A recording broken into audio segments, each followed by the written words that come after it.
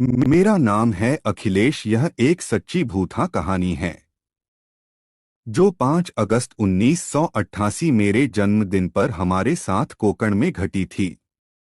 जब हम 3 दोस्त राजू, माधव और मैं मेरे जन्मदिन पर पार्टी के लिए गांव में कोई एकांत जगह ढूंढ रहे थे जहां पार्टी करते हुए घर वाले या गांव वाले हमें पकड़े नहीं। उस दिन मेरा दोस्त माधव बोला, क्यों न हम गांव के पुराने खंडहर में पार्टी करें। तभी राजू बोला, नहीं, वहां पर पहले एक तांत्रिक पिशाच साधना और भूत प्रेत उतारने का काम करता था और एक दिन खंडहर से वह तांत्रिक रहस्यमय ढंग से अचानक गायब हो गया था और उस दिन से आज तक कभी नहीं दिखा। अब उस जगह भूत प्रेत घूमते हैं।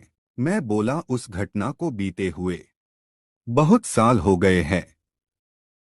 आज वह सिर्फ एक पुराना खंडहर है और भूत प्रेतों की अफवाहें होने की वजह से हमें वहां कोई ढूंढ भी नहीं पाएगा। उस वक्त मेरी बात में माधव ने भी हाँ में हाँ मिलाई थी।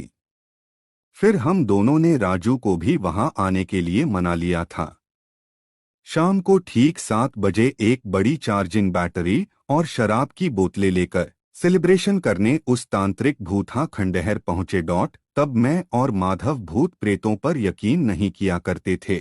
उस शाम हुआ ये था कि जब मैं हमारे ग्लास भर रहा था तब माधव रेडियो पर धीमी आवाज में गाने लगाने में व्यस्त था और राजू डर के मारे उस भूथा खंडहर में इधर उधर देख रहा था। मैंने तीनों के ग्लास फुल कर दिए थे, पर जब सबने चीयर्स करने के लिए अपना अपना ग्लास उठाया तब तीनों के तीनों ग्लास खाली थे।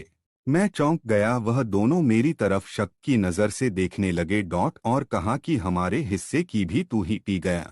मैं कंफ्यूज था कि ये क्या हो गया। गुस्से में मैंने माधव को कहा, अब तू ग्लास भर, और राजू को कहा, तू नजर रख। के सामने फिर से ग्लास भरे, पर जब फिर से हमने ग्लास उठाए और चीयर्स किया तब फिर से तीनों के तीनों गिलास खाली थे।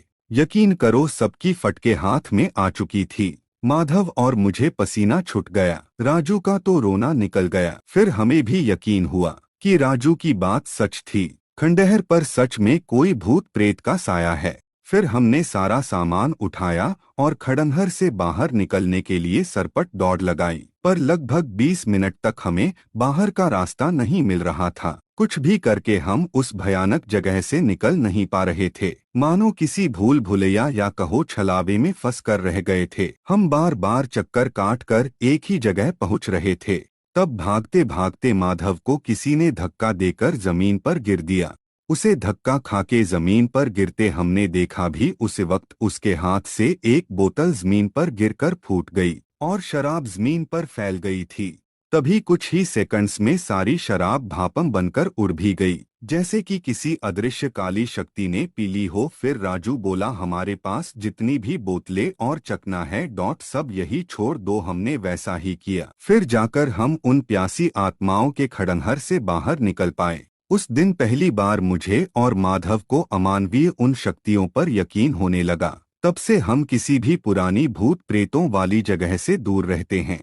और एक बात मेरे समझ में आई, हम में कितना भी साहस हो तो भी इन काली शक्तियों को कभी छेड़ना नहीं चाहिए। अगर आपको यह कहानी अच्छी लगी तो चैनल को सब्सक्राइब करें और लाइक करें।